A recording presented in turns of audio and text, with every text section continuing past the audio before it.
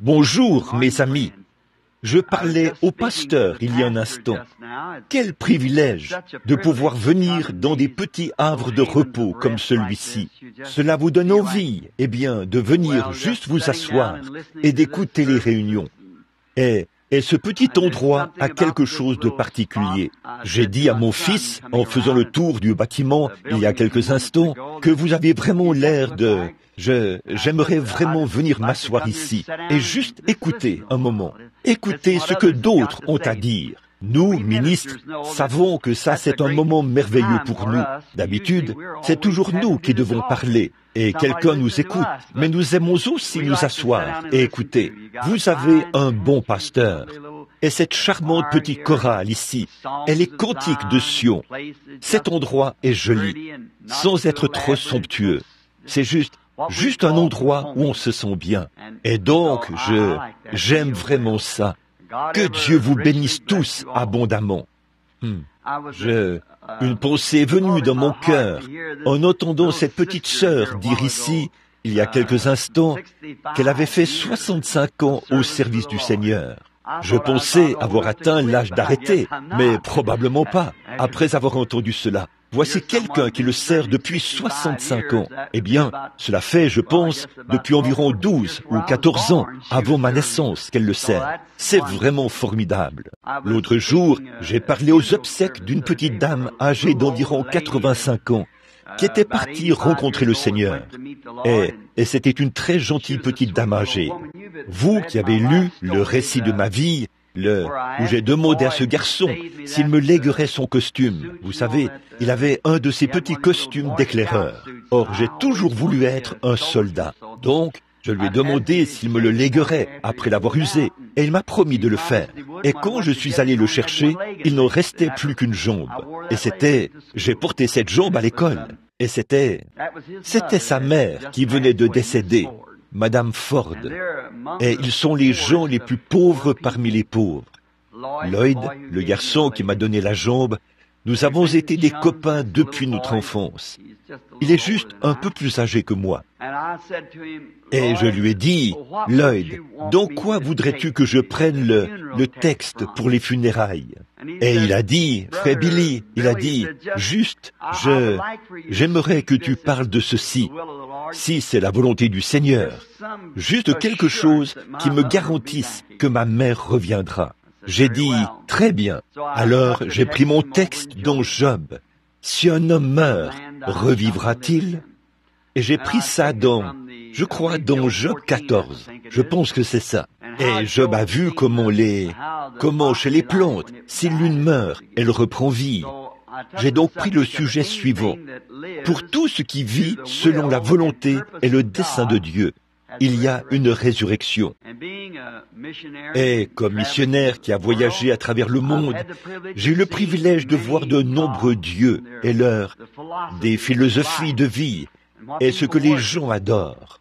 Et dans tout cela, c'est à peu près tout ce que c'est une philosophie en dehors du christianisme. C'est le christianisme qui détient la vérité. Nous savons que ce monde est une création. Et avant qu'il puisse y avoir une création, il faut qu'il y ait un créateur de cette création. Et ce créateur s'exprime dans la création.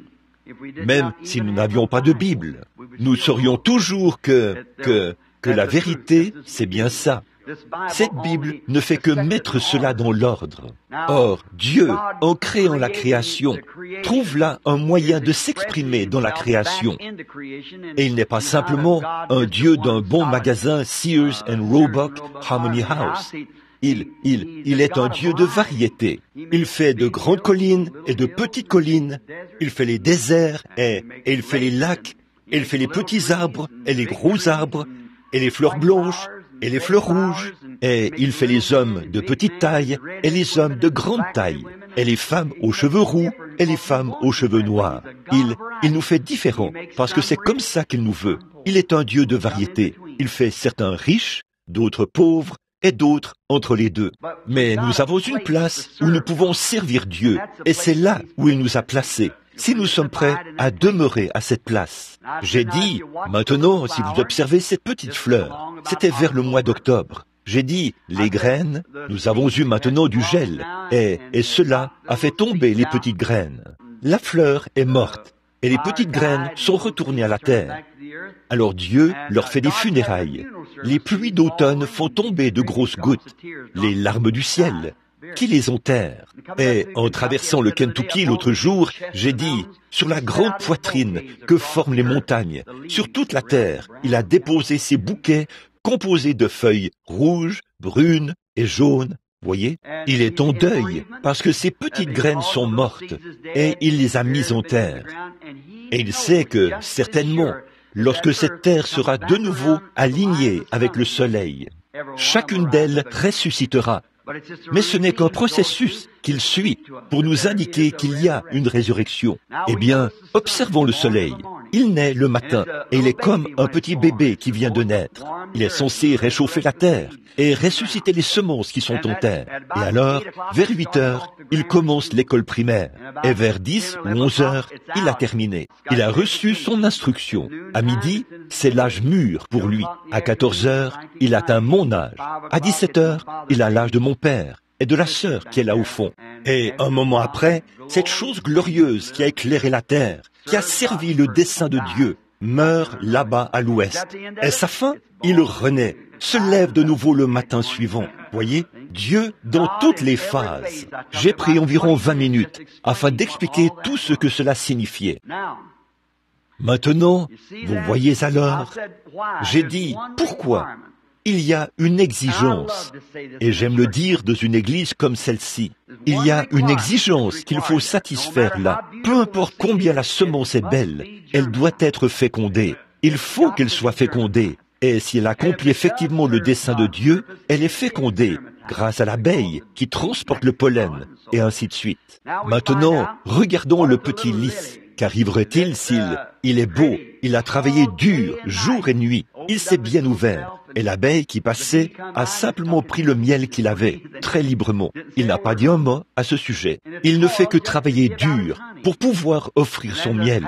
Et puis, le passant, lui, voit sa beauté, et il se garde tout beau pour que le passant qui aime la beauté puisse la voir. Celui qui désire son parfum peut le humer gratuitement. Et ce petit lys travaille dur simplement pour se rendre utile sur la terre, voyez, et produire du miel, de la beauté, être une fleur lors d'un deuil, peu importe l'utilisation, une fleur pour un mariage ou autre. Il se donne entièrement, et quand il meurt, il ressuscite l'année suivante, voyez. Tout est comme ça. Qu'est-ce qui se passerait si la petite tige de maïs disait « Je regrette vraiment, il n'y a rien de beau en moi. Moi, je n'ai pas de miel à offrir. Je n'ai pas ceci, cela, ou autre chose. » Mais c'est alors que le maître de toute chose dirait « Oui, mais le petit lys, lui, ne peut pas faire des cornflakes. » Voyez, tous nous avons quelque chose que nous pouvons faire. Nous servons Dieu dans la catégorie où il nous a placés. Et cela revient simplement au même. Mais devant tout cela, j'ai dit, voici la petite maman Ford, telle que je la connais. Bien des fois, elle a lavé mon petit visage sale quand j'étais enfant. Ils étaient vraiment pauvres. Mais elle était une fille dès sa naissance, une fille charmante. Et si elle est née fille, c'était dans un but, celui d'avoir un compagnon masculin. Et elle en a eu un. Elle a été une compagne fidèle. Elle a vécu avec son mari quelques 60 ans ou plus. Je n'ai pas connu de femme qui soit née plus fidèle qu'elle. C'était une vraie dame. Comme elle était comme ça dans le mariage, forcément qu'ils ont eu des enfants.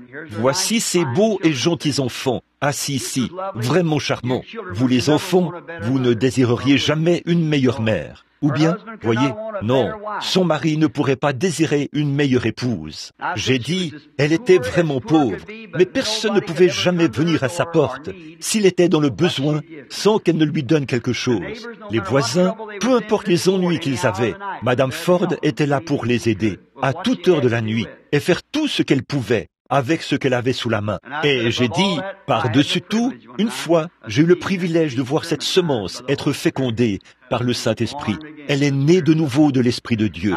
J'ai dit, eh bien, dans un petit moment, nous allons la planter dans la terre. Et qui pourrait se lever et dire de manière intelligente, qu'elle ne ressuscitera pas. Si vous dites qu'elle ne ressuscitera pas, c'est que la feuille n'est pas descendue se cacher à la base de l'arbre, avant la venue du gel, afin de revenir l'année suivante avec une nouvelle feuille. Si ça restait, si cette sève restait là dans cet arbre, jusqu'à l'arrivée de la gelée et du gel, cela tuerait le germe de vie qui est dans cette sève, et l'arbre mourrait. Mais une certaine intelligence, il n'en a pas. C'est une vie végétale. Elle n'a pas d'intelligence propre. Mais il y a quelque chose qui la contrôle. Avant l'arrivée du gel ou quoi que ce soit, dans la région, déjà en août, les feuilles tombent de l'arbre, parce que la sève quitte l'arbre et redescend dans les racines, profondément dans le sol, pour cacher ce germe de vie, afin de le ramener l'année suivante avec d'autres fruits. Qu'est-ce qui produit cela? Quelle intelligence? C'est cette même intelligence qui contrôle notre vie. C'est vrai. Et avant de pouvoir dire qu'il n'y a pas de résurrection, pour une petite sainte comme elle, assise là, qui a servi Dieu pendant 65 ans, je pensais, quand elle était couchée là, sous cette tente à oxygène, et que son souffle revenait. Oh là là, un de ces jours, elle ressuscitera, obligatoirement. Voilà tout. Avant de pouvoir dire qu'elle ne ressusciterait pas, il faudrait dire qu'il n'y a pas de printemps, qu'il n'y a pas de résurrection des semences, qu'il n'y a ni été ni hiver, qu'il n'y a ni lever ni coucher du soleil, que la parole de Dieu n'existe pas. Eh bien, ce serait idiot de dire une chose pareille. Il y a une résurrection. Et aussi sûr que le monde continue à flotter, là, tout autour de ce soleil reçoit de Dieu la mission de ressusciter cette vie végétale par ses rayons chauds. Et le temps va flotter là autour jusqu'à ce que pointe de nouveau l'éternité et que ce F-I-L-S se lève là-bas. Alors quelque chose va arriver. Toutes ces vies qui ont été fécondées en lui ressusciteront. Obligatoirement. Il n'y a vraiment pas d'autre possibilité. Voyez-vous le Créateur s'exprimer dans sa création? Voyez? C'est ce que Dieu fait. On pourrait regarder. Quelqu'un doté d'une intelligence limitée pourrait regarder et voir que Dieu, que la base du christianisme, c'est la résurrection. Maintenant, si je laisse tomber cet objet par terre, eh bien, il est tombé, et qu'ensuite, je viens ici ramasser quelque chose de semblable. Eh bien, ce n'est pas une résurrection, c'est un remplacement. Mais une résurrection, c'est ramener la chose elle-même. Nous allons revenir. Si plantez un grain de maïs jaune, il produira un autre grain de maïs jaune. Voyez? Et nous mourrons en tant que mortels, et nous ressuscitons immortels. Aujourd'hui, nous sommes si heureux de cela, et c'est toute notre espérance chrétienne est bâtie là-dessus, uniquement là-dessus. Alors, quand nous nous réunissons et sommes assis dans les lieux célestes en Jésus-Christ, comme ceci, quel privilège pour nous tous, jeunes et vieux, en attendant le moment où Jésus viendra. Eh bien, en compagnie d'une assemblée comme celle-ci, et de l'Esprit de Dieu à ce point présent, je pourrais continuer à parler jusqu'à 21h, ou à 20h, juste à temps pour aller là-bas, à l'église Foursquare, et tout de même me sentir bien. Mais nous devons nous arrêter. On ne veut pas que les haricots soient roussis et tout, vous savez. Nous sommes venus pour être ici et passer simplement quelques moments de communion. Cet aimable frère et son petit troupeau, vous qui séjournez ici, et nous venons pour un partage sous votre arbre. Nous asseoir là et communier un peu. Lisons donc une parole tirée de la Bible de Dieu et prenons juste un petit sujet et parlons-en quelques instants. Avant de le faire, inclinons simplement la tête et parlons à l'auteur de ceci avant d'aborder sa parole. Je me demande maintenant, alors que nos têtes sont inclinées, s'il pourrait y avoir une requête quelque part dans le bâtiment que vous aimeriez mentionner devant Dieu. Gardez-la dans votre cœur et levez simplement la main pendant un instant. Que Dieu vous bénisse. Notre Père céleste, nous sommes vraiment des gens privilégiés ce matin face à ce monde en mutation. Et nous tenons la main du Dieu immuable. Les temps peuvent changer, mais lui est éternel. Et sa parole est dans notre cœur. Elle est un point de référence final pour nos pensées. Elles reviennent toujours à cette parole. Peu importe où nous nous égarons, on doit revenir à la parole. C'est le poteau d'attache de notre cœur.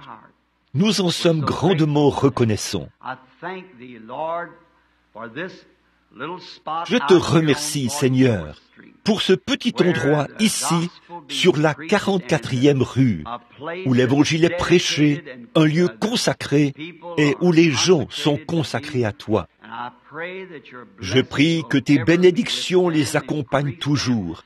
Fais-les croître dans la connaissance de ta parole et de ta grâce, et accorde-leur les bonnes choses de la vie et la vie éternelle, afin que nous puissions tous arriver à cet unique endroit, ce glorieux ciel, un jour, quand Jésus viendra.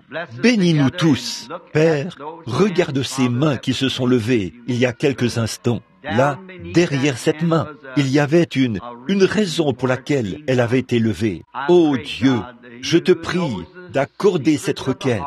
Toi qui connais les secrets des cœurs, j'offre ma prière avec la leur sur ton autel aujourd'hui. Réponds au Père. Je prie au nom de Jésus. Bénis ces paroles ce matin, que la méditation de nos cœurs te soit agréable. Bénis ta parole alors que nous la lirons, et les petites notes présentant le contexte alors que nous l'expliquerons. Sois avec nous et aide-nous pour que, lorsque nous partirons d'ici, nous puissions dire en nous en allant, nos cœurs brûlaient au-dedans de nous, parce que nous avons entendu les chants de Sion, le témoignage du cœur, et que la parole a rendu témoignage à notre cœur. Au nom de Jésus, Amen.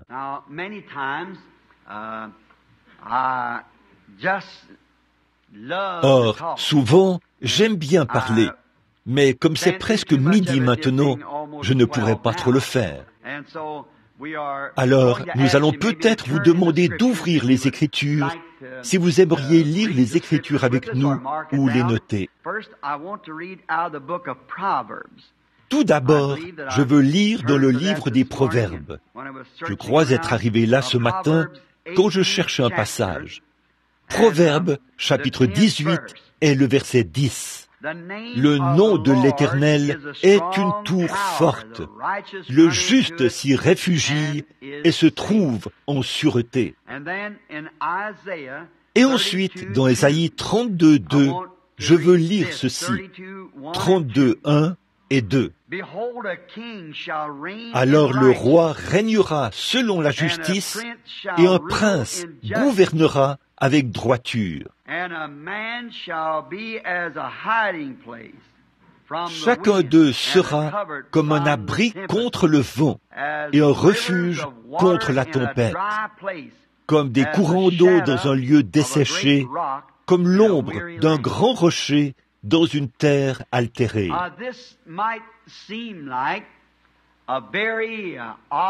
Ceci peut sembler être un texte très étrange pour en arriver à cette conclusion.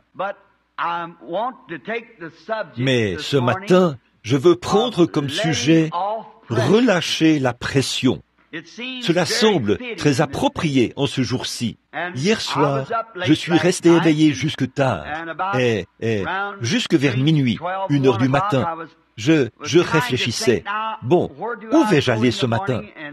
On m'a dit, là-haut, à cette petite église de Dieu que tu as trouvée si jolie, là, à la 44e rue ou avenue, l'un ou l'autre. Alors j'ai dit, oh oui, je me souviens. Et j'ai pensé, que vais-je leur dire? J'ai dit, eh bien, bon, je me souviens, la dernière fois que j'y étais, je me suis senti vraiment chez moi, très détendu. Et j'ai pensé, voilà qui ferait un bon sujet, simplement relâcher la pression. Voilà quelque chose de bien à apporter ce matin, dans cette petite église. Alors, j'ai noté ici quelques points que je vais pouvoir commenter pendant un moment. Nous vivons à une époque de grande pression. Partout, tous les gens sont tellement tendus. Et dans la rue, ils roulent avec des bolides et n'arrivent pas à attendre au feu rouge, vous savez, et pourraient vous écraser.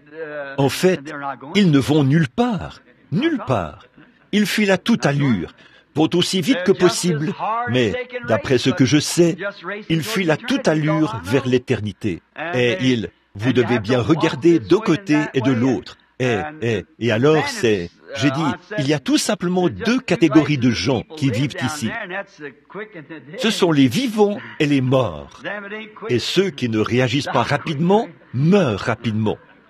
Et oh là là, c'est dangereux de se croire en sécurité actuellement. C'est vite, vite, la course, la colère, oh là là. Hier, une pauvre petite dame, frère Williams, je pense, n'avait pas remarqué cela, mais nous allions tourner. Nous étions allés voir son fils, mais il n'était pas à la maison, et nous étions en train de tourner. Et une certaine petite dame, ça peut arriver, elle a fait une petite faute. Eh bien, chacun devrait avoir suffisamment de courtoisie pour dire « Il n'y a pas de mal, madame, passez donc, c'est bon. » Mais il s'est trouvé qu'elle a tourné à gauche, juste devant un gars, et, oh là là, son visage était tout rouge, sa vitre était baissée, et il pestait. La petite dame, elle, ne faisait que relever ses cheveux, tout en continuant sa route. Elle, voyez, lui s'est arrêté en plein milieu de la rue, nous empêchant presque de passer, vous voyez, juste pour lui crier contre. Oh, quelle époque terrible, pas vrai? Où allons-nous? Qu'est-ce qui presse-t-on? Autrefois, on tournait sur la rue avec son vieux cheval, on prenait son temps et on vivait beaucoup plus longtemps. Pourtant, nous sommes le même genre de personnes. Voilà où nous en sommes. Oh, tout le monde fume sa cigarette en tirant des bouffées. À Tucson, la semaine passée, j'ai remarqué des enfants debout. Il y avait une petite fille toute mignonne, d'environ 10 ans. Et elle, ses petites joues étaient toutes creuses. Elle avait les cheveux foncés, une mignonne petite fille. Elle se tenait là, fumant une cigarette juste avant d'entrer. Eh bien, cet enfant avait probablement la tuberculose, peut-être juste une épave nerveuse. Maintenant, la raison pour laquelle elle fumait, c'est peut-être que sa mère fumait avant elle. Cette année, je suis allé à l'exposition internationale, et je suppose que beaucoup d'entre vous y étaient. Il y a une chose que j'ai bien aimée, c'était la pièce réservée aux soins médicaux. Ils étaient là, démontrant les effets de la fumée. Yul Brynner y était, et vous qui étiez là, vous avez vu ça. Ils ont pris une cigarette et l'ont mise sur quelque chose qui aspirait la fumée. Puis, ils l'étalaient sur un morceau de marbre blanc. Ensuite, ils essuyaient cette nicotine avec du coton et la mettaient sur le dos d'un rat. Et au bout de 7 jours, le cancer s'était tellement développé que le rat n'arrivait plus à marcher à cause de la nicotine d'une seule cigarette. Puis, le médecin dit, « Vous entendez les gens dire... » Alors, il a retourné la chose, a mis ça dans une éprouvette et a fait passer cette fumée à travers un certain produit chimique. Et est apparu là un filet blanc. Il a dit, voilà le cancer. Puis il a dit, vous entendez les gens dire, je n'avale pas la fumée. Il a alors aspiré ça dans sa bouche, comme ça, a pris une bouffée, puis il a mis sa bouche sur cette éprouvette et a soufflé dedans. Et il n'y en avait presque pas du tout. Il a dit, où est le cancer? Dans ma bouche. Je l'avale, puis ça descend tout droit par le gosier. De la gorge, ça descend dans l'estomac. Et alors ça, c'était ce qu'on a de mieux au monde. Souvenez-vous. Et ensuite, il a poursuivi et a dit, les gens disent, prenez-en une avec filtre. Vous avez entendu ça? La fumée d'un homme qui réfléchit. Ou un slogan du genre. L'homme qui réfléchit ne fumera pas du tout. Certainement, ce n'est pas un homme qui réfléchit, c'est un homme qui ne réfléchit pas qui en fumerait une. Mais il a aspiré ce tabac. Il a dit, eh bien, voyez-vous, la seule chose, c'est que le public n'est pas assez intelligent pour comprendre cela. Et pourtant, nous sommes censés être des gens intelligents. Il a dit, si on n'a pas de fumée, on n'a pas de résultat. Et quand on a de la fumée, il faut du goudron pour en produire. Et c'est dans le goudron que se trouve le cancer. Il faut du goudron pour produire la fumée. Et il a dit, la seule chose, quand vous en fumez avec des bouts-filtres, il vous faudra en fumer 3 pour avoir la même satisfaction qu'avec une seule auparavant. Vous en aurez absorbé exactement la même quantité. Voyez? Et le public américain s'attend à voir sortir un lapin d'un chapeau. Ils ont eu ça. C'est vrai. Voilà. Voyez? Et puis, quand on a fait sortir ce rat, tous les 7 jours, ils en faisaient sortir un. C'était la chose la plus hideuse que j'ai jamais vue. Il y avait un grand gaillard qui était assis à côté de moi. Il a dit, il ruisselait de sueur. Il a dit, c'est vraiment frappant. J'ai dit, est-ce que vous fumez? Il a dit, oui. Eh bien, voilà. Et pourtant, on continue tout bonnement à le faire. Pourquoi? Nous cherchons quelque chose qui apaise, un anesthésiant. On dirait que le monde va à une vitesse vertigineuse, mais je ne sais pas vraiment pourquoi. Mais il y a un anesthésiant chrétien. Il y a de l'opium qui vient du lys. Et l'Église chrétienne possède de l'opium. On le tire du lys de la vallée. Ah oui, il calme toutes les douleurs. Elles disparaissent complètement. Quand vous prenez cet opium chrétien, ce vin nouveau qu'ils ont pris le jour de la Pentecôte, voyez, il calme la douleur. Les gens sont si arrogants qu'ils font des choses qu'ils ne devraient pas faire. Au lieu de chercher à se débarrasser de la cause, ils y ajoutent une autre cause. On ne peut jamais trouver le remède tant qu'on ne s'est pas débarrassé de la cause. L'homme essaie de trouver quelque chose pour le satisfaire. Il a soif. Et Dieu l'a créé pour qu'il ait soif. En effet, il était construit de cette façon. Mais Dieu l'a construit de cette façon pour qu'il ait soif de lui.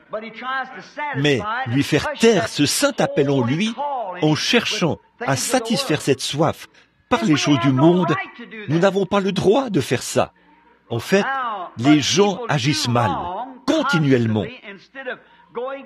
Au lieu d'aller là où il faut pour se débarrasser de la cause, on cherche à faire taire cette soif par des anesthésiants, l'alcool, la fumée. Ils en rajoutent, on entasse toujours plus, rendant la chose toujours pire. Et tout ceci ne fait qu'augmenter la pression. Cela rend la chose pire tout le temps.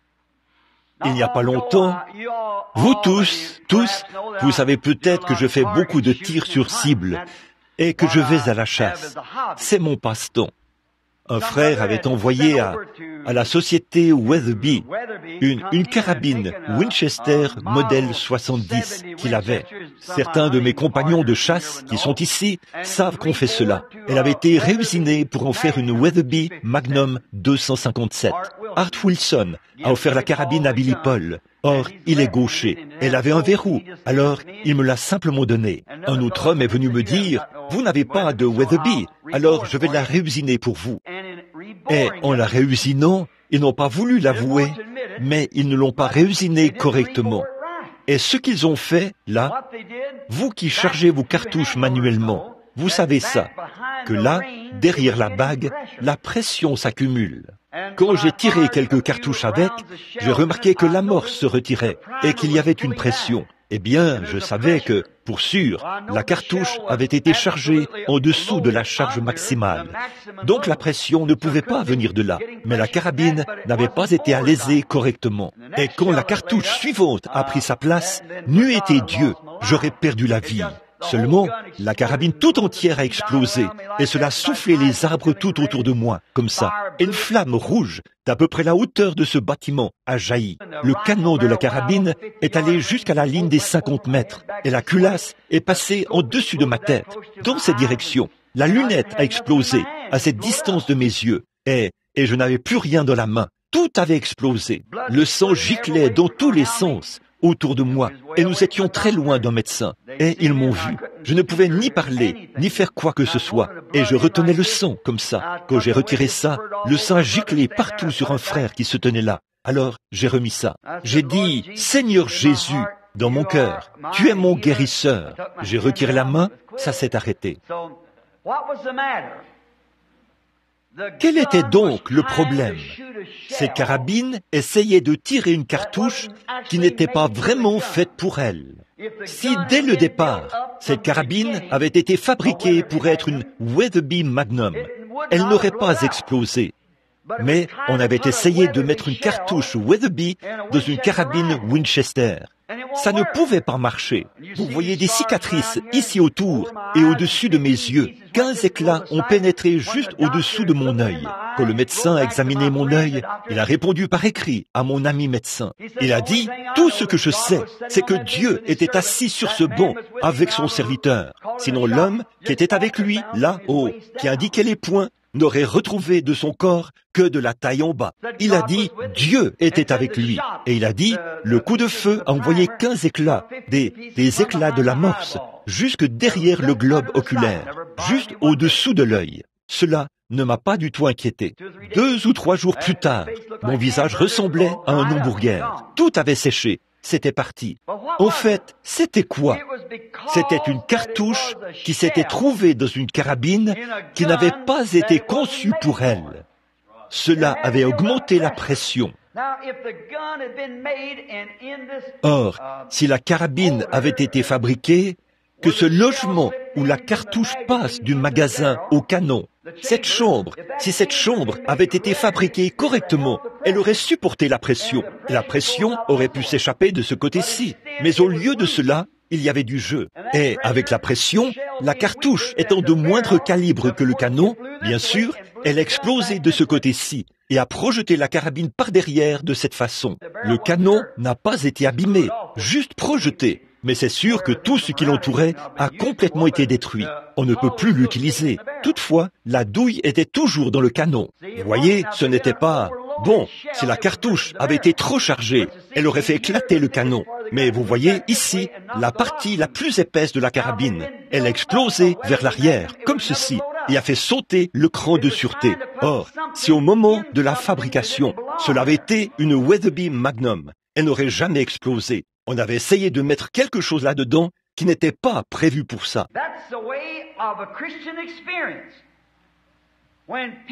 C'est ce qui arrive avec l'expérience chrétienne. Quand les gens essaient d'introduire une confession froide et formaliste dans une puissante église de Pentecôte, ou dans cette expérience, à moins que cette personne n'ait été bien bâtie depuis la base, bien bâtie, étant née de nouveau, régénérée. Les imitateurs qu'on a aujourd'hui vont ça et là, essayant d'imiter le parler en langue, essayant d'imiter ceci et d'imiter cela, les dons, alors qu'ils ne sont pas nés de nouveau. Mais s'ils sont nés de nouveau, ils ne vont pas chercher à imiter, parce qu'ils ont été conçus pour ces choses. Ils sont nés, régénérés, refaçonnés, pas juste rafistolés et avoir serré des mains, avoir eu une émotion, danser autour de l'autel quelquefois et dit « je l'ai reçu ». C'est quelqu'un qui a été refaçonné, régénéré et qui est devenu une nouvelle créature. Il peut alors supporter la pression de la persécution et les choses qui accompagnent la vie spirituelle. Il faut que vous soyez faits et bâtis pour supporter la pression. Et une seule chose peut le faire, c'est lorsque vous entrez dans la maison de modelage de Dieu et que vous êtes démoli et reconstruit en une nouvelle créature en Jésus-Christ. Je me suis trouvé à l'hôpital, ici, il n'y a pas longtemps. Et je m'apprêtais à prier pour une dame. Il y avait là une autre dame, couchée à côté d'elle. Et j'ai remarqué qu'elle était toute agitée. Et je me suis mis à parler de la prière. J'ai dit, bien, inclinons la tête pour la prière. J'ai dit ça. Elle a dit, un instant, tirez ce rideau. J'ai dit, oui, madame. J'ai dit, j'allais simplement prier. Elle a dit, tirez ce rideau. J'ai dit, oui, madame, n'êtes-vous pas une croyante? Elle a dit, nous sommes méthodistes. J'ai dit, eh bien, cela exprime exactement ce que j'ai demandé. Voyez? Oui, c'est ça. C'est bien ça, voyez. En effet, je ne lui ai jamais demandé de quel club elle était membre. Je lui ai demandé si elle était croyante. Voyez? Tous ces clubs nous embrouillent complètement. On ne peut pas se joindre à l'église. Cela n'existe pas. On peut se joindre à un club. On peut se joindre au club méthodiste, au club baptiste, au club presbytérien ou au club pentecôtiste. Mais on ne peut pas se joindre à l'église. Vous devez naître de nouveau. C'est pour cette raison qu'il y a eu tant d'explosions. Voyez, la pression monte. Et voilà, vous dites, eh bien, je suis membre de ceci. Mais cela ne veut pas dire, vous devez vous élever depuis le sol, depuis la base, pour pouvoir supporter la pression de ce jour. Quand Dieu met sa forte charge du Saint-Esprit ici, à l'intérieur, vous avez intérêt à savoir ce que vous faites. vous avez intérêt à être bien prêt pour ça. Eh bien, si vous réusinez quelque chose d'une certaine manière et que vous dites « j'ai attendu toute la nuit afin de recevoir un don », vous devriez faire attention. Cela pourrait exploser, voyez, et ça se retournerait contre vous. Je me rappelle être allé à un hôpital. J'y suis arrivé un soir. On m'avait envoyé là. C'était une visite que Frère Neville allait faire. Mais c'est moi qui m'en suis chargé. Du fait que je venais de Louisville, on m'avait prévenu que le cas de cette dame était très grave. Je suis donc allé là, à l'hôpital, à Jeffersonville, où se trouvait cette dame. Et on m'a dit, allez à la chambre 322. La dame se trouve là. Je suis entré. J'ai dit, y a-t-il dans ce service une chambre à 4 lits? Et j'ai dit, y a-t-il ici une dame un tel? Non, monsieur, elle n'est pas ici. J'ai dit, je me suis probablement trompé. Excusez-moi. Je suis ressorti. Et une infirmière arrivait dans le couloir. Elle était un peu pressée. J'ai dit, madame, pourriez-vous me dire s'il y a dans ce service cette certaine dame, ou me dire où elle se trouve? Elle a dit, je n'ai pas de temps pour ce genre de choses. Ne voyez-vous pas que je suis pressé? J'ai dit, pardonnez-moi. Je me suis approché du bureau et une dame était assise là à son bureau, une infirmière. J'ai dit, elle écrivait quelque chose. J'ai continué à attendre. Elle a levé les yeux, m'a regardé et a continué à écrire. Eh bien, j'ai encore attendu quelques minutes. J'ai dit, bonsoir. Elle n'a pas réagi. Je me suis dit, eh bien, j'ai dit, pourriez-vous me dire où se trouve une certaine dame? Je suis pasteur. On m'a envoyé ici à un certain endroit, à la chambre 322. C'est ce qu'on m'a dit. Elle a dit, eh bien, allez alors à la chambre 322. J'ai dit, madame, j'ai été à la chambre 3. Elle a dit, alors, pourquoi me posez-vous la question? Descendez à la réception. J'ai dit, bien, merci. Je suis descendu au rez-de-chaussée et, une fois arrivé, j'ai posé la question à l'infirmière de l'étage. Elle n'en savait rien. Et voilà un petit médecin qui arrive sur l'étage, son stéthoscope à la main. Il le faisait tournoyer sans arrêt comme ceci. Un petit, je n'avais jamais vu d'homme si corpulent. Il était, honnêtement, je pense qu'il était plus large que long. Il marchait, ou plutôt que haut. Il marchait donc en faisant tournoyer ce stéthoscope avec ses mains. J'ai dit, excusez-moi, docteur, pourriez-vous me dire où... Il a dit, oui, c'est là derrière, dans cette direction, a-t-il dit. Merci, monsieur. Je suis donc parti dans l'autre direction. Puis je me suis dit, bon, que vais-je faire à présent? Il est allé s'asseoir derrière le bureau là-bas. Je n'ai vu personne d'autre. Alors j'ai pensé que je ferais tout aussi bien d'aller lui poser encore une fois la question. J'ai dit, pardonnez-moi, monsieur. Il a simplement continué à regarder quelque chose d'autre, vous savez. J'ai dit, est-ce que... je voudrais savoir où est la chambre. Il a dit, c'est par là, dans cette direction. J'ai dit, la chambre 222. Je ne sais pas dans quelle direction aller. Il a dit, allez simplement par ici et ensuite par là. Vous trouverez bien. De quoi s'agit-il? De la pression. Vous voyez? De la pression qui s'est accumulée. Il venait peut-être de sortir de la salle d'opération. Il pensait peut-être que je n'aurais pas dû lui poser ces questions. Il est vrai que nous étions en dehors des heures de visite. Alors il s'est dit, c'est juste un prédicateur. Laisse-le partir, voyez. Le monde a accumulé de la pression. Ça va exploser un de ces jours. Le monde a accumulé beaucoup de pression et les médecins ne savent quoi faire. Les psychiatres se font traiter par d'autres psychiatres. C'est vrai, ils n'ont pas la réponse, mais Dieu l'a. Dieu a la réponse à tout cela. Dans l'Ancien Testament, quand un homme avait mal agi, eh bien, c'était dent pour dent, œil pour œil. Et si cet homme avait mal agi, il avait un lieu où s'échapper. Je pense que c'est Josué qui avait construit des maisons de refuge. Et si les gens avaient mal agi et qu'ils risquaient d'être tués, ils avaient alors un lieu de refuge où aller en courant, une ville de refuge. Là, il était en sécurité. Si ses poursuivants ne le rattrapaient pas avant qu'il n'y arrive, mais si les poursuivants le rattrapaient, ils le tuaient en chemin. Mais s'il arrivait là, et s'il n'avait pas commis ce crime volontairement, et qu'il plaidait sa cause et montrait qu'il regrettait son acte, alors on pouvait le faire entrer dans cette ville de refuge. Et les poursuivants ne pouvaient pas entrer dans la ville.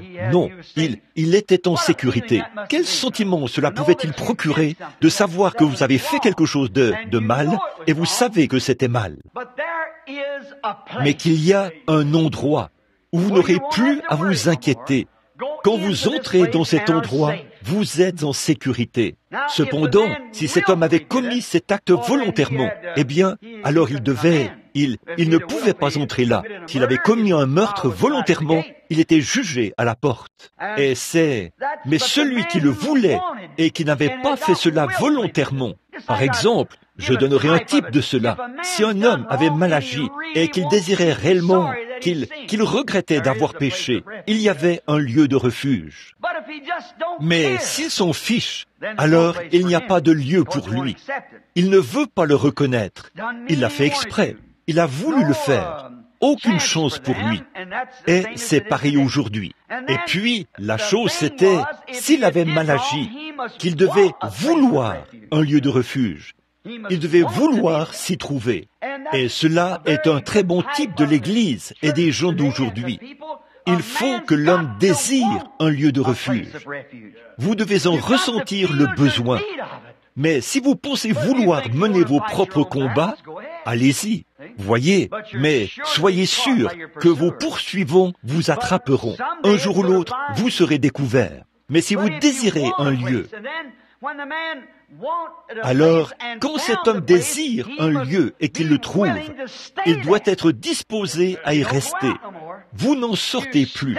Vous restez là. C'est alors que vous êtes en sécurité tant que vous y êtes. Oh, quel soulagement cela a dû être de trouver un lieu. Dès que vous en franchissez les portes et que les portes se ferment derrière vous, moi, je serai satisfait. Oui, monsieur, il doit vouloir rester là, sans se plaindre, sans en faire le tour en disant « Oh, pourquoi suis-je venu ici ?» Or, c'est exactement ce que font les gens aujourd'hui. Ils disent vouloir être libérés des soucis du monde. Et puis, ils se retrouvent parmi les croyants. Et voilà qu'ils disent « Eh bien, s'il me faut abandonner ceci, s'il me faut faire cela, s'il me faut payer la dîme, s'il me faut faire ces choses, et encore ces autres choses, comment? Oh là là! Qu'est-ce donc? Voyez? Alors cet homme qui se plaignait était mis dehors. De nouveau, il allait devoir se débrouiller tout seul. Mais s'il voulait, il doit être satisfait, ne pas se plaindre. Oh, comme j'aime dire ceci! Je ne voudrais plus jamais sortir de là. Oh, c'est le ciel pour moi que de m'asseoir dans les lieux célestes en Jésus-Christ, avec des hommes et des femmes qui ont fui pour sauver leur vie, loin des choses du monde, et qui ont ancré leur âme dans un havre de repos. Oh, quelle communion! Oh, quelle joie divine! S'appuyant sur son bras éternel, toute pression disparue. Plus peur de rien. Amen. Car je suis en sécurité en Christ. Il est une tour forte. Les justes se réfugient en lui et se trouvent en sûreté. Il est un rocher dans une terre altérée, un refuge à l'heure de la tempête. Quel lieu où il fait bon être. Je ne vois aucune raison de me plaindre. La seule plainte que j'ai, c'est pourquoi ne l'ai-je pas fait bien avant. J'ai attendu d'avoir vers 19, 20 ans. J'aurais dû... L'autre jour, un homme m'a rencontré, un jeune homme, et je parlais du scandale que provoquent ces dames dans la rue, qui portent ces vêtements qui les font ressembler à des hommes. Et j'y suis allé assez fort. Un jeune homme m'a rencontré à la porte. Il a dit, un instant, et ici, ils font la super fiesta, vous savez. Ils se tortillent, se brisent les jambes et tout. J'ai dit, c'est de la démence. J'ai dit, le vrai chrétien, si cela est dans leur cœur et qu'ils prétendent être chrétiens, leurs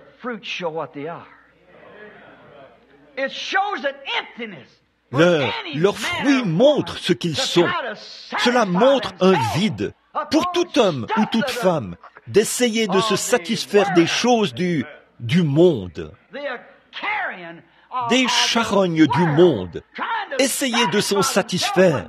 alors que Sion est pleine de beauté et de puissance. Être satisfait, pouvoir relâcher la pression. Pourquoi voudriez-vous échanger de la nourriture d'ange contre l'ail de l'Égypte, comme le voulait Israël? Oh, il y a un lieu où relâcher la pression. Entrez-y et vous serez en sécurité une fois entrés là. Combien il est merveilleux de le savoir. Très bien. Aucune plainte. Ce jeune homme il a dit, écoutez, monsieur Branham, il a dit, vous êtes un homme de 50 ans. Il a dit, vous n'admirez pas la beauté des femmes quand vous les voyez marcher. Il a dit, si vous aviez mon âge, il avait à peu près 25 ans. Il a dit, si vous aviez mon âge, vous feriez les choses différemment. J'ai dit, monsieur, je prêchais ce même évangile quand j'étais des années plus jeune que vous maintenant. J'ai trouvé quelque chose qui satisfait, quelque chose de réel, quelque chose qui vous rend aveugle à tout le reste. Je suis à l'intérieur d'une tour. Je n'ai même aucun désir de regarder à l'extérieur. Celui qui met la main à la charrue, même qui se retourne pour regarder en arrière, n'est pas digne de labourer. Quel bel endroit où venir. Oui, à l'extérieur, vous mourrez. À l'intérieur, vous êtes en sécurité. Entrez donc et relâchez la pression. C'est la chose à faire. Et Christ est notre tour. Oui, le seul lieu de sécurité auquel Dieu a pourvu. Josué a construit ses maisons et ses villes de refuge.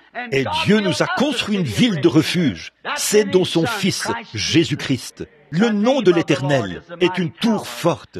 Les justes s'y réfugient et se trouvent en sûreté. Alors vous dites, et si vous tombez malade là, à l'intérieur, il s'est chargé de nos maladies dans cette tour où nous nous trouvons. Il s'est chargé de nos maladies dans son corps. Nous avons, eh bien, vous dites, et si vous devenez là, quand vous êtes à l'intérieur, à cause de tous les soucis et autres, déchargez-vous sur lui de vos soucis. C'est écrit sur tous les murs, tout autour, sur chaque porte. Déchargez-vous sur lui de vos soucis, car il se soucie de vous. Faites confiance à sa parole promise. Ses paroles sont écrites sur notre cœur. Nos cœurs sont les tables de sa parole, comme Marthe, Marie et tout au long. Voyez, la mort elle-même ne vous fait pas peur ici, à l'intérieur, quand vous êtes dans le Seigneur. Pourquoi? Il est ressuscité des morts. Nous n'avons pas à nous inquiéter à ce sujet. Quand la mort arrive, comme dans le cas de la petite sœur dont on parlait là, si c'est l'heure de partir, allons-y. C'est ça. Qu'est-ce que vous faites? Vous échangez cette vieille carcasse vile que nous avons contre un corps immortel, rendu semblable à son corps glorieux. Qui ne voudrait pas échanger cette maison de pestiférés contre quelque chose comme ça? Dites-moi qui ne le voudrait pas. Une personne plus âgée, une personne plus jeune, peu importe que vous ayez seulement 15 ou 12 ans, peu importe, la mort est couchée à votre porte. Vous n'en connaissez pas l'heure. Un jour ou l'autre, ce cœur humain qui bat comme ça devra s'arrêter. Et il peut s'arrêter quand vous avez 10, 12 ans. Chaque jour, des milliers d'entre eux s'arrêtent. Mais ici, dans ce corps que nous allons échanger, ce n'est pas le sang qui y est pulsé, c'est le Saint-Esprit. Et il ne peut pas mourir. Il est immortel, éternel, et il ne peut pas mourir. Quelle promesse! Oui, même la mort est retenue. Regardez Israël. Eh bien, la mort allait s'abattre sur toute l'Égypte. Et Dieu avait pris des dispositions. Il leur a préparé un refuge.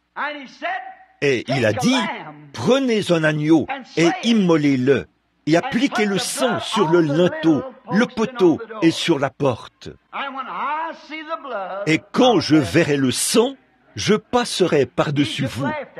L'Égypte s'est moquée de ça, mais c'était une voie pourvue par Dieu pour éviter la mort.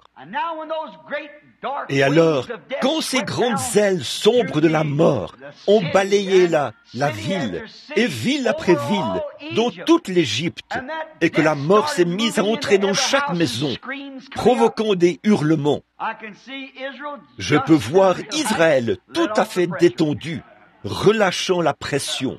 Il se peut qu'un petit garçon se soit approché de son père, et il dit, « Papa, tu sais, je viens d'entendre ce coursier qui parcourait la rue. Le petit Johnny avec qui je jouais là, il est mort. Et papa, je suis ton premier-né. Je peux voir le vieux papa se lever, enlever ses lunettes, dirions-nous, poser sa Bible et dire « Viens ici, mon garçon. »« Papa, cela avance dans la rue. » Relâche la pression, fiston. Viens ici une minute. Tu vois ce sang? Oui, papa, je le vois. Eh bien, relâche la pression. Jeune homme, tu n'as pas besoin de rouler à toute allure dans la rue avec ton bolide. Tu n'as pas besoin de faire ces choses. Vérifie et regarde si le sang est là. Relâche la pression. Si la mort frappe à la porte, elle ne pourra rien faire. Pas de pression pour Israël. Ils pouvaient relâcher la pression parce qu'ils étaient en sécurité sous le sang. Oh là là! Lors de cette nuit particulière de la Pâque, ils étaient certainement calmes. Ils avaient relâché la pression parce qu'ils pouvaient vérifier et voir qu'ils avaient le sang. Et quand ils voyaient le sang, ils savaient qu'il avait promis qu'ils passeraient par-dessus eux. Oh, après qu'ils avaient suivi toutes les instructions de Dieu, Dieu avait promis de passer par-dessus eux. Regardez, quelle belle image pour l'Église aujourd'hui. Maintenant, je vais me dépêcher. Toutefois, il me faut prendre un instant pour bien établir ceci. De nos jours, nous ne faisons que quitter une assemblée pour aller dans une autre. Nous transportons nos documents, nos lettres, d'une église à l'autre. Si les méthodistes ne font pas quelque chose qu'ils devraient faire, d'après vous, vous amenez cela chez les baptistes. Des baptistes chez les presbytériens. Vous allez de l'un à l'autre. Voyez? Qu'est-ce qu'il y a? Cela montre simplement que vous n'en êtes pas encore arrivé là. Vous n'êtes pas encore arrivé là où vous pouvez relâcher la pression. Voyez? Vous regardez à quelque chose auquel vous ne devriez pas regarder. Les chrétiens qui vont d'une dénomination à l'autre, cela montre qu'ils ne sont jamais arrivés à ce refuge. Voyez? Parfois, ils partent dans des séminaires. C'est bien. Ils apprennent à connaître la parole le mieux possible. Ils rentrent chez eux et ils essayent de parler de cette parole autant que leur dénomination leur permet de le faire. Et c'est bien, mais ce n'est pas ça. Il ne s'agit pas de connaître sa parole, mais de le connaître lui. Lui. Mais bien sûr, ce qui compte, ce n'est pas votre niveau de connaissance de la parole, la bonne Église que nous avons, l'importance de notre dénomination aux yeux du monde, les exemptions que nous avons obtenues grâce à ceci, et toute la communion que nous avons avec le monde. Quelle sorte de gens viennent chez nous? Ce qui compte, c'est vous. Êtes-vous sous le sang? Il s'agit de vous en tant qu'individu. Même si tous les membres de l'Assemblée ont tort, peu importe, vous êtes quand même en sécurité. Vous êtes sous le sang. Parfois, Dieu vous place dans une assemblée qui est dans l'erreur pour répandre un peu de lumière. Ne bondissez pas sur vos pieds. Ne sautez pas continuellement d'un endroit à un autre, d'une chose à une autre. Restez simplement sous le sang. Si vous sortez en courant, alors plus de sécurité pour vous. Restez sous le sang. Son nom est une tour forte. Les justes s'y réfugient et se trouvent en sûreté. Relâchez la pression. Regardez-le dans ces heures où nous savons qu'il y a des gens qui sont sous ce sang. Nous en voyons la confirmation. Nous voyons Dieu, ce qu'il fait pour confirmer son Église. Toutes choses nous sont promises quand nous sommes à l'intérieur de cette tour. Tout ce que vous demanderez en mon nom, je le ferai. Si vous demeurez en moi et que mes paroles demeurent en vous, demandez ce que vous voulez et cela vous sera accordé. Quel endroit! Il est écrit, faites toutes choses, tout ce que vous faites, faites-le en mon nom, pas au nom de l'Église. Vous dites, eh bien, je donne un témoignage, parce que je suis reconnaissant ce soir d'être presbytérien, je suis reconnaissant d'être pentecôtiste, je suis reconnaissant d'appartenir à Christ. Voyez, le nom de l'Éternel est une tour forte. Voyez, les justes s'y réfugient et se trouvent en sûreté. Alors, en son nom, nous sommes en communion. Maintenant, si nous venons ici et que l'un dise « Je suis membre de l'Église de Dieu », je crois qu'ici, c'est l'Église de Dieu, et que l'autre dise « Je suis membre des assemblées », eh bien, cela pourrait provoquer de la friction. L'un dira « Je suis membre de l'Église unie », l'autre dira « Je suis membre de quelque chose d'autre, des unitaires ou de n'importe quoi d'autre ». Si vous voulez en faire un sujet de dispute, alors faites-le. Mais si vous avez effectivement atteint cette tour, peu importe le groupe dont vous faites partie, vous êtes sous le sang. Et c'est le seul lieu où vous pouvez avoir communion. Tandis que le sang de Jésus-Christ, le Fils de Dieu, nous purifie de tout péché. Nous avons alors communion les uns avec les autres. Quelle communion! Nous pouvons tendre la main et prendre l'Église de Dieu, les assemblées de Dieu, les unitaires de Dieu, quoi que ce soit, peu importe qui c'est là que nous avons des choses en commun. Nous avons Christ, et Christ est notre refuge. Chacun de nous, qu'il soit baptiste, presbytérien, luthérien, catholique ou quoi qu'il soit, s'il est sous ce sang, vous pouvez avoir communion avec lui, parce que vous êtes un. Vous êtes dans cette communion divine de Christ. Oh, comme c'est glorieux! Ésaïe l'a décrit. Il est un rocher dans une terre altérée. C'est cette sorte de terre où on se fait tant de soucis, où les gens ne savent que faire. Ils disent, eh bien, est-ce que ceci est vrai? Est-ce que cela est vrai? C'est Christ qui est vrai. Est-ce que ceci est le chemin?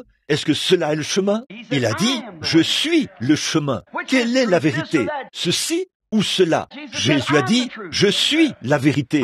Je suis le chemin, la vérité, la vie. Voyez, nous avons arrêté de nous inquiéter à ce sujet. Cette façon de faire fait monter la pression. Vous dites, est-ce que les méthodistes ont raison? Les presbytériens? Ma mère était ceci. Et mais Christ était votre Seigneur. Voyez, peu importe ce que c'est, ça vous fait monter la pression et ça vous amène dans des histoires. Voyez, si vous ne faites que dépendre de votre organisation, cela produit des histoires. Vous cherchez à bâtir votre organisation, mais si vous êtes en Christ, vous relâchez simplement la pression. Amen. Il y a de la nourriture pour nous tous. Oh, Jacob a creusé un puits et les Philistins se sont enfuis devant lui. Je crois qu'il l'a appelé querelle. J'ai oublié le nom exact. Était-ce cela? Ensuite, il en a creusé un autre et ils se sont enfuis devant lui et il l'a appelé malice. Ou quelque chose comme ça. Puis, il a creusé un autre puits. Il a dit, il y a de la place pour nous tous. Entrons tous. Alors, je pense que nous devons venir autour de ce troisième puits. Donc, le seul moyen pour nous de faire ça, c'est en étant sous le sang. Alors les méthodistes peuvent venir sans autre ici et se sentir autant à l'aise que les pentecôtistes. Oui, monsieur, un pasteur méthodiste rempli du Saint-Esprit pourrait amener là-dedans tous les pentecôtistes du pays et être tout à fait à l'aise. Et nous pouvons être à l'aise les uns avec les autres. Pas parce que vous dites, eh bien, vous tous méthodistes, vous tous pentecôtistes. Quand vous dites, vous tous chrétiens, amen. Oh, cela inclut tout. Alors nous avons communion. Et nous pouvons relâcher la pression. J'aime ça. À ce moment-là, la pression ne monte pas. Peu nous importe à quoi vous êtes rattachés, quelle marque vous portez. Autrefois, je m'occupais de rassembler le bétail. La vallée de la rivière Troublesome. Si vous pouviez produire 2 tonnes de foin sur le terrain de ce ranch, cela vous permettait alors de mettre une vache dans le pâturage. Et certains de ces hommes ont 2000 têtes de bétail. Monsieur Grimm était là-bas, le bar, Diamond Bar. La nôtre, c'était le vieux Turkey Track. Eh bien, ils avaient beaucoup de marques, peut-être 20 ou 30 marques, de haut en bas, que cette association avait là. Et il y a là une clôture qui maintient le bétail là-haut, dans la forêt domaniale. Quand on remonte le canyon, cela le maintient là. Alors, les cavaliers passent en été et mettent tant de taureaux, tant de vaches, et ainsi de suite. Alors nous, ils ont donc une clôture, et le garde forestier se tient là pour examiner ce bétail pendant qu'il passe. Parfois, au printemps, tout un groupe d'entre nous se retrouvait pour la montée du bétail à l'alpage. Et il y a littéralement des milliers de têtes de bétail, du haut en bas de cette vallée. Et combien de fois je suis resté assis là, ma jambe entourant le pommeau de la selle, à observer ce garde forestier qui se tenait là. Il examinait ce bétail lors de son passage. Eh bien, j'ai remarqué qu'il y avait environ de nombreuses sortes de marques qui entraient là, mais le garde forestier ne faisait pas attention à la marque. Il regardait l'étiquette du sang, car rien ne pouvait entrer dans cette forêt si ce n'est une Hereford pure race. C'est ça qui maintient votre race pure. Voyez, je pense que ça se passera comme ça au jour du jugement. Dieu ne va pas dire, étais-tu membre des assemblées de l'Église de Dieu? Il va surveiller attentivement l'étiquette du sang. Quand je verrai le sang, je passerai par-dessus vous. La marque que nous portons ne veut rien dire. Es-tu une Hereford? Es-tu enregistré? Es-tu un chrétien né de nouveau, rempli du Saint-Esprit, lavé dans son sang? C'est ce que Dieu va chercher à voir en ce jour-là. voir cette étiquette du sang. Quand je vois, pas quand je vois la marque, quand je vois l'étiquette du sang, vous pouvez entrer. Amen. Je commence à me sentir religieux. Il est presque 12h30 maintenant. J'aurais dû terminer il y a 20 minutes. Il se trouve que je commence à me sentir vraiment religieux. Oh, gloire à Dieu. Quand je verrai le sang, je passerai par-dessus vous. Maintenant, encore 1 ou 2 minutes, si vous le voulez bien. On m'a dit qu'il y avait un certain type d'aigle. Beaucoup d'entre vous qui passez les bandes, vous avez mon message sur l'aigle éveille sa couvée. J'ai étudié les aigles. J'aime les aigles. Je sais que les gens pensent que c'est un vaurien, mais il est là dans un but. Comme si L'autre jour, j'ai dit à mon épouse, eh bien, vous avez tous vu dans le magazine Life, là où ils ont tué 400 et quelques 1000 coyotes l'année dernière. Ils les ont capturés et les ont abattus. Ils ont par ici toute une bande de cochons domestiques qui sont redevenus sauvages. Ils vont prendre, aller là-bas avec des avions et les mitrailler. C'est un meurtre, ça. Ce n'est pas juste. Ce n'est pas juste. Ce coyote ne peut pas s'empêcher d'être un coyote. Il doit tuer pour manger. Souvent, on raconte qu'il tue des agneaux, entre autres, comme ça. Si cette bande de gardiens paresseux qu'on a là, quand les brebis mettent bas, s'ils allaient sur place prendre soin de ces brebis, au lieu de dormir jusqu'à 10 heures ou 11 heures, le coyote aurait une meilleure réputation. C'est vrai, il n'est pas Zorro avec un masque sur le visage. Il est un coyote, certainement. J'ai vu des êtres humains pires que lui. Mais, et l'ours, on parle toujours de l'ours. C'est un tueur. Il tue les veaux. Je chasse depuis tout jeune. Et je n'ai jamais vu un ours tuer un veau. Bien sûr qu'il le ferait, s'il meurt de faim. Vous feriez de même. Souvenez-vous, vous devez tuer pour manger. Et chaque jour, aujourd'hui, si vous êtes en vie, quelque chose doit mourir pour vous permettre de vivre. Vous tuez une vache, elle meurt. Vous tuez un mouton, il meurt. Vous dites, je ne mange pas de viande. Eh bien, quelque chose meurt de toute façon. Si vous mangez des pommes de terre, elles meurent. C'est une forme de vie. Si vous mangez des légumes verts, ils meurent. C'est une forme de vie. Et l'être humain ne peut vivre que de substances mortes. Maintenant, saisissez cela. Alors, si quelque chose doit mourir pour que vous puissiez vivre physiquement, n'est-il pas logique que quelque chose meure pour que vous viviez spirituellement?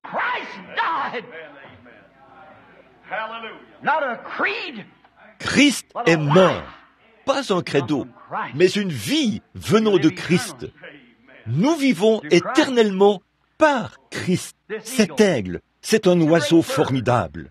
Je n'ai pas le temps de développer cela, ce qu'il fait, comment il construit son nid, et ce qui le différencie de son frère dénominationnel, le poulet, ce gratteur de la basse-cour.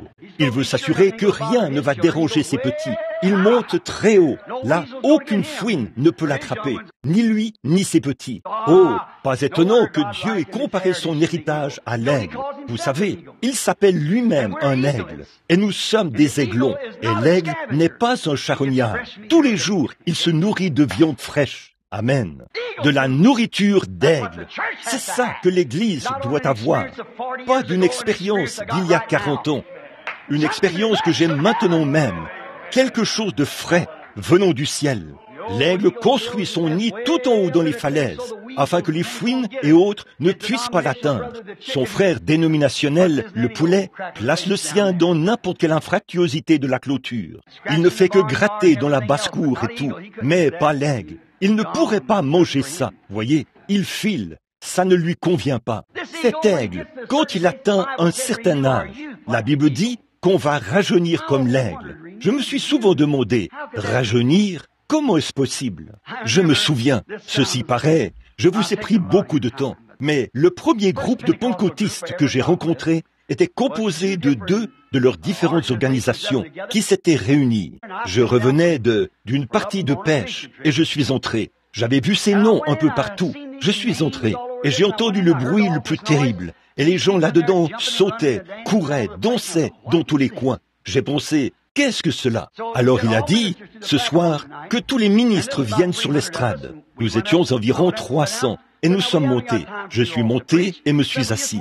Il a dit, bon, nous n'avons pas le temps de vous laisser tous prêcher. Il a dit, nous voulons que vous disiez juste votre nom et d'où vous venez. Quand mon tour est arrivé, j'ai dit « William Branham, évangéliste, Jeffersonville, Indiana ». Et je me suis assis. J'avais entendu de bons orateurs ce jour-là. À un moment donné, ils étaient obligés de faire ça dans le Nord pour que les gens de couleur puissent assister. C'était une convention nationale et en ce temps-là, ils étaient obligés de faire ça dans le Nord. Cela fait à peu près 25 ans ou plus, je pense. Et ils étaient obligés de faire ça là-bas pour que les gens de couleur puissent assister. Alors, ce soir-là, j'ai pensé, oh, dans cette grande convention, pour la réunion de ce soir, ils vont faire s'avancer l'un de leurs plus éminents orateurs. En effet, vous savez, c'est comme ça que nous, baptistes, on faisait. Alors ils ont, après un instant, là, dans un coin, un vieil homme de couleur s'est levé, un vieux noir. Il avait une petite couronne de cheveux crépus blancs, près du cou.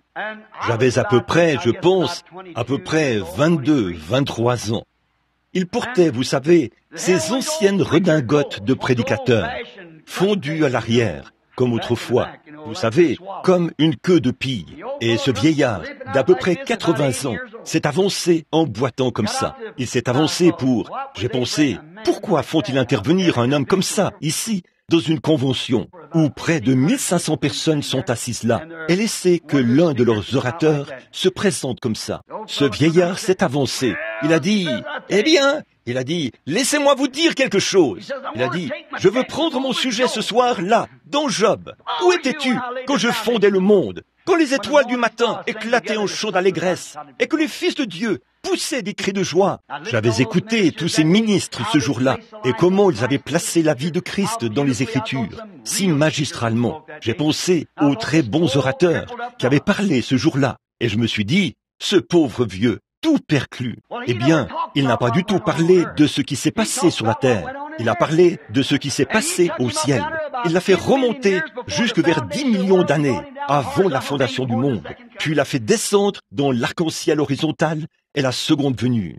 Il lui a fallu moins de 2 minutes pour faire cela. C'est alors que l'Esprit l'a saisi. Il a fait un bond. Il a fait claquer ses talons. Il a dit « Gloire à Dieu !» Il a dit « Je n'ai pas assez d'espace ici pour prêcher. » Il a quitté l'estrade en trottinant. Je me suis dit, voilà ce que je veux. Si ça peut faire agir de cette manière un vieil homme, qu'est-ce que ça pourrait produire en moi? Rajeunir. Eh bien, il avait plus d'espace que nous ici, en incluant la chorale et tout. Et pourtant, l'espace lui manquait quand l'Esprit l'a saisi. J'ai dit, voilà ce que je veux. Voilà ce que je veux.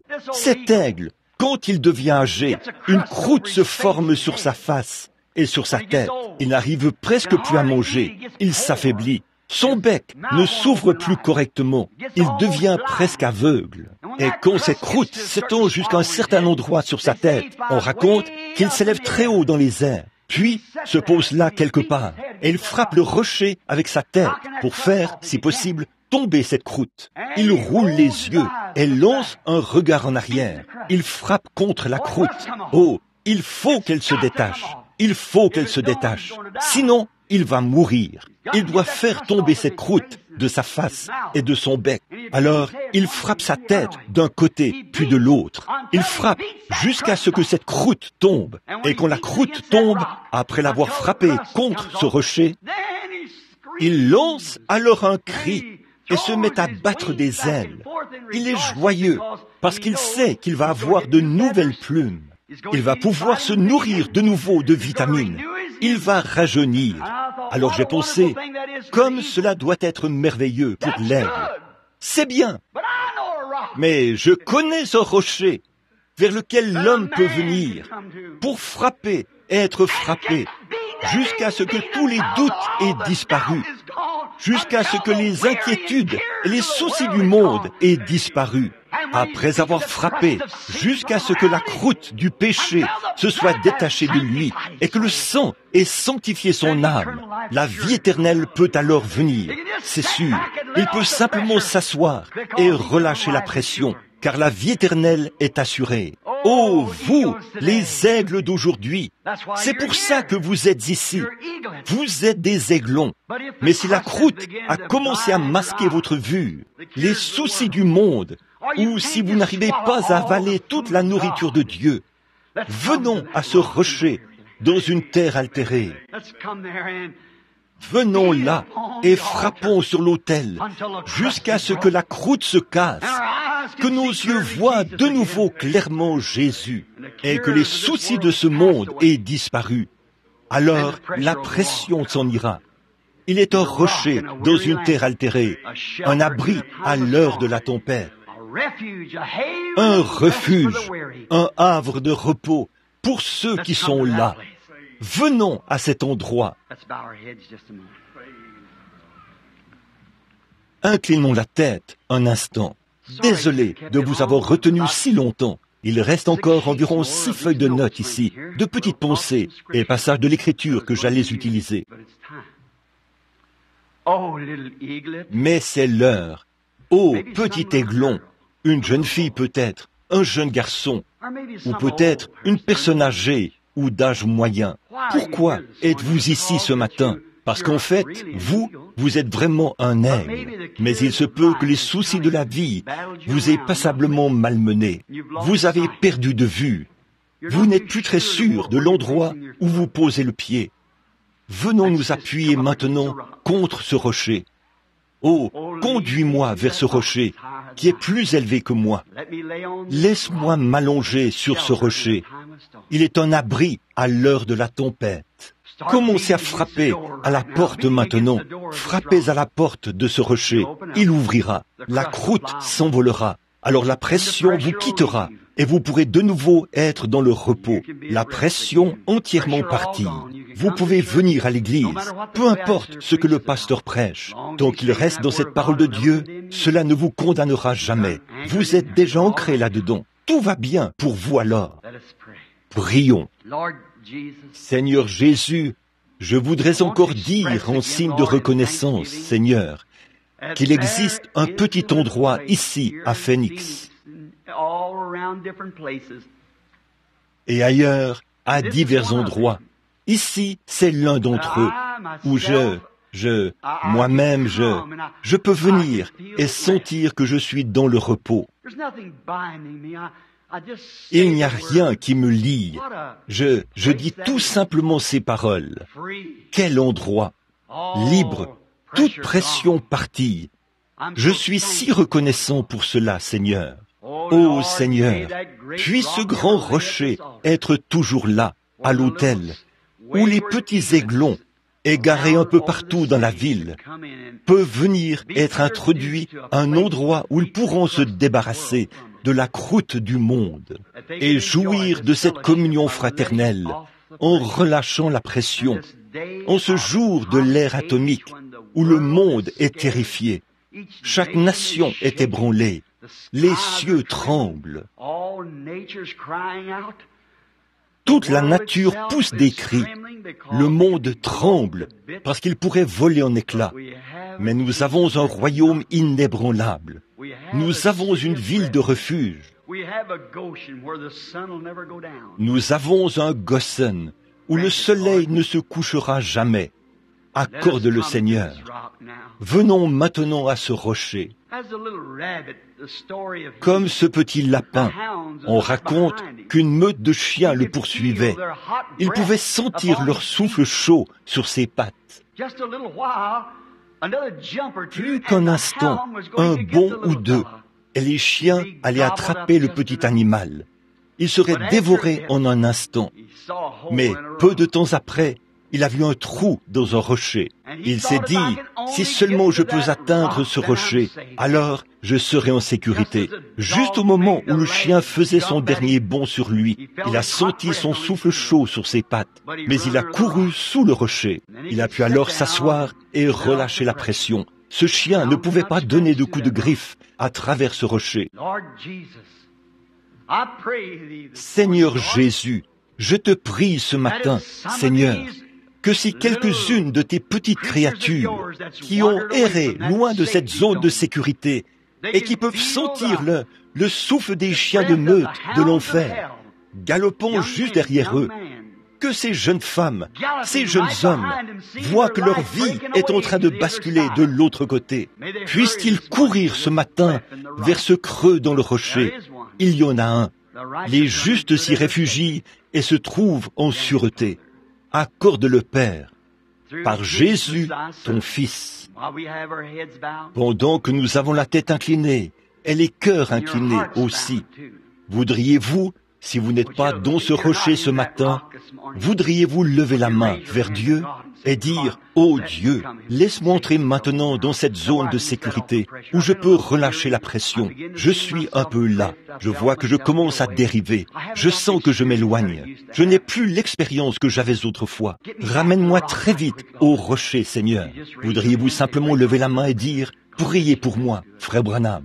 Que Dieu vous bénisse. C'est bien, tout autour, partout. Ah, c'est bien. Que Dieu vous bénisse. Ramène-moi au rocher, Seigneur. Ramène-moi. Je suis en train de dériver. Oh, ne me laisse pas dériver loin de cela. Laisse-moi, si je dois manger, que je le fasse près de ce creux. Que je reste près de l'endroit où la manne tombe. Je n'ai pas à errer ça et là. La manne est déposée juste à la porte. Père Céleste, tu as vu l'ensemble de ces mains. Je te prie de leur donner ce qu'ils désirent. Que toute la croûte qui s'est mise à les aveugler maintenant, Seigneur, alors que leur cœur batte et que leur cœur spirituel batte, se détache. Enlève tout doute, toute incrédulité, toute confusion, toute nervosité et tout ce questionnement à propos de ceci et de cela, toutes les inquiétudes. Qu'en ce moment même, ils découvrent, tout en douceur, que la croûte est en train d'être brisée, alors qu'ils martèlent le rocher de leur prière. Que Christ les transporte maintenant tout là-haut et les dépose sur une cime. Ils peuvent alors battre leurs petites ailes spirituelles en disant « Je suis libre, je suis libre ». Accorde le Père, au nom de Jésus. Et maintenant, y en a-t-il ici ce matin qui sont dans ce refuge et qui sont malades et qui n'en connaissent pas l'issue? Mais vous voulez être ancrés dans quelque chose qui vous donnera la sécurité, qui guérira votre corps et qui désire qu'on se souvienne de vous dans la prière? Rappelez-vous, juste un mot de prière, c'est tout. Il s'agit de planter un petit poteau là où vous êtes assis et de dire « Ce jour-ci, la prière de la foi a été faite pour moi. » Et chaque fois que j'entrerai dans cette église, je me souviendrai de l'endroit où j'étais assis ce matin. C'est là que la prière de la foi a été faite pour moi, par toute l'assemblée. Je vais être en bonne santé maintenant. C'est ça. Je règle cela. Maintenant, levez la main et dites, je plante mon poteau à l'instant. Que Dieu vous bénisse. Maintenant, rappelez-vous, par la foi, vous plantez ce poteau à l'instant, là où vous êtes assis. Aujourd'hui, dimanche le 10, je pense que c'est ça, ou le 13. En ce 13 janvier, dans cette petite église de Dieu, à cette place précise, je fais la prière de la foi, avec le ministre, avec l'évangéliste et avec l'assemblée, l'un priant pour l'autre. C'est le jour de ma guérison, ici même. Je règle cela ici même, Seigneur. Je suis ton aigle. Je suis dans la zone de refuge. J'ai droit à toute bénédiction rédemptrice qu'il a acquise pour moi. Me voici ici même, en ce moment. Père Céleste, je te les apporte. Je joins ma prière au leur. Et maintenant, par la foi, nous nous élevons au-dessus de cette Église, au-delà des sphères, des atmosphères, et des sphères, plus loin que les étoiles, que la lune, que la blanche voie lactée, jusqu'au trône de Dieu notre Père.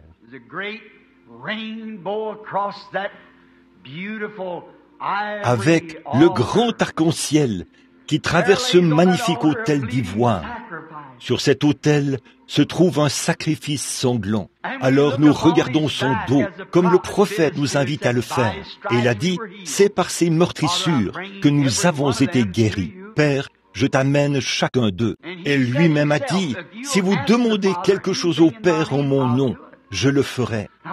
Maintenant, Dieu notre Père, je prie pour ces gens qui sont malades. Ils ont planté un poteau ce matin. Je le crois de tout mon cœur. Voici l'heure pour la prière de la foi. Et je crois, alors que je te demande de guérir chacun d'eux, ils acceptent cela. Et nous plantons ici ce poteau en commémoration de notre présence devant le trône de Dieu ce matin. C'est réglé. Dieu a fait la promesse. Maintenant, Seigneur, Il est écrit dans Marc, chapitre 11, les versets 22, 23. Si vous dites à cette montagne, ôte-toi de là, et que vous ne doutez pas dans votre cœur, mais croyez que ce que vous avez dit va arriver, vous le verrez s'accomplir. Seigneur, cela a été dit. Alors, qu'il en soit ainsi.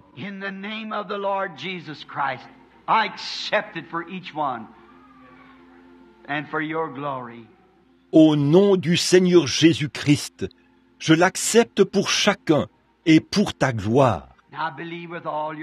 Maintenant, croyez de tout votre cœur. Et avec la tête inclinée, chantons ce vieux cantique de l'Église. Je l'aime. Je l'aime parce qu'il m'a aimé le premier et a acquis mon salut sur le calvaire. Acceptez-vous votre guérison, votre salut, votre esprit renouvelé en venant à la maison de refuge? Acceptez-vous cela? Levez la main, dites « Je l'accepte, je le crois, maintenant même ». Très bien, tous ensemble maintenant.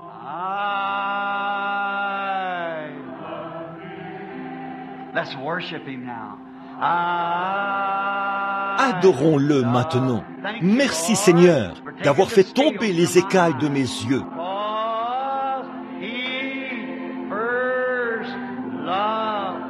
Toute ma froideur s'en est allée maintenant. Ma maladie est partie.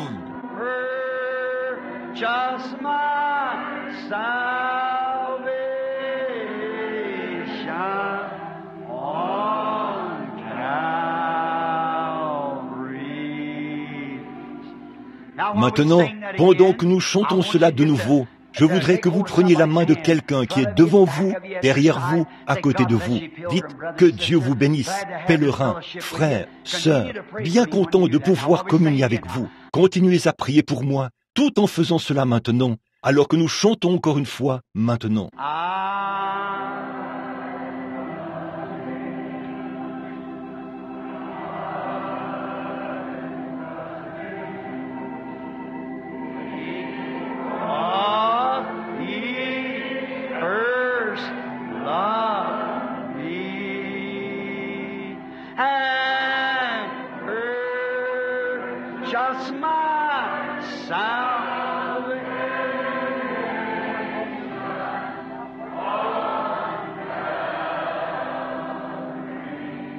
Avant de remettre le service au pasteur, levons les mains maintenant et de tout notre cœur, chantons-le jusqu'au fond de notre âme. L'aimez-vous? Dites Amen. Disons-le encore. Amen. Ça veut dire qu'il en soit ainsi. Je l'aime. Tous ensemble maintenant, chantons-le à pleine voix.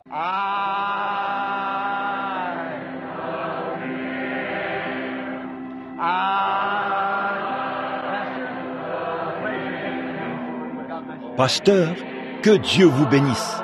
Cependant, je regrette de vous avoir gardé si longtemps.